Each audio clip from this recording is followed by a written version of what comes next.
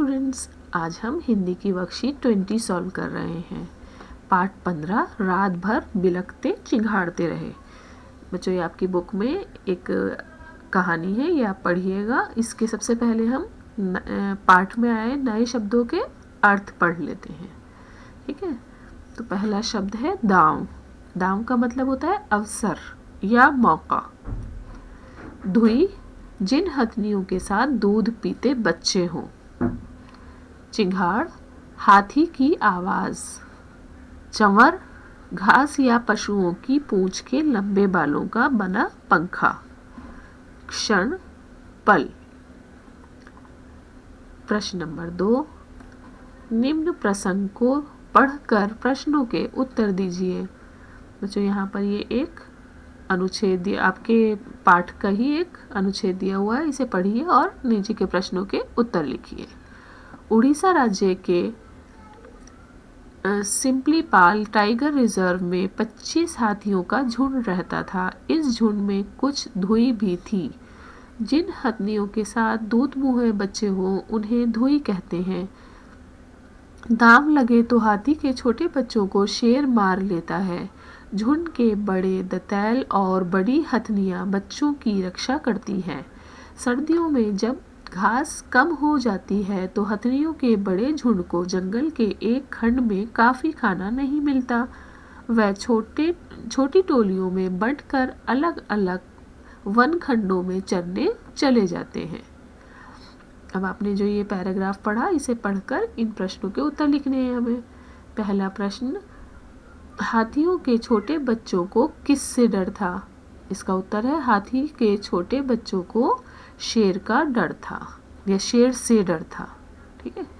धुई कौन थे? तो इसका उत्तर है जिन हथनियों के साथ दूध पीते बच्चे हो उन्हें धुई कहते हैं। प्रश्न 3, एशियाई हाथी और अफ्रीकी हाथी में 3 अंतर बताओ। इसके पहला अंतर है अफ्रीकी हाथी एशियाई हाथी से बड़े होते हैं। नंबर 2, अफ्रीकी हाथी का वज़न लगभग 4000 से 7000 किलोग्राम, जबकि एशियाई हाथी का वज़न 3000 से 6000 किलोग्राम तक होता है।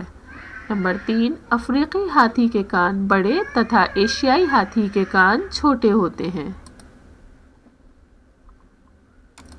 अब बच्चों, प्रश्न नंबर 4 देखिए। बच्चों, आपको याद होगा कुछ समय पहले केरल में कुछ लोगों ने एक गर्भवती हथनी को पटाखों भरा अनानास खिला दिया और उसकी मृत्यु हो गई थी। ये हृदय विदारक घटना सुनकर जो आपने महसूस किया उस भाव को अपने शब्दों में लिखो। तो इसका उत्तर बच्चों मैंने लिखा, इस घटना के बारे में सुनकर मुझे बहुत बुरा महसूस हुआ। मुझे लगा कि भूखी हथनी को खाना खिलाने की बजाय जिसने भी उसे पटाखों भरा अनानास खिलाया उसके खिलाफ कड़ी कार्रवाई करनी चाहिए ताकि फिर कोई ऐसा ना कर सके। प्रश्न नंबर 5 है बच्चों, मिलते जुलते शब्द लिखें। समान आवाज वाले अर्थ लिखने हैं बच्चों यहाँ पर, जैसे हाथी साथी, टोली होली, बच्चा कच्चा, जंगल दंगल।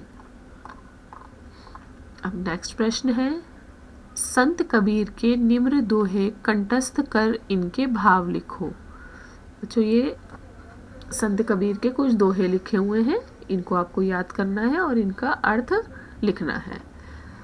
पहला दोहा मैं पढ़ रही हूँ। ऐसी वाणी बोलिए मन का आप खोए, औरन को शीतल करे आपहु शीतल होए। इसका अर्थ है, कबीरदास जी कहते हैं कि इंसान को ऐसी भाषा बोलनी चाहिए जो सुनने वाले के मन को बहुत अच्छी लगे।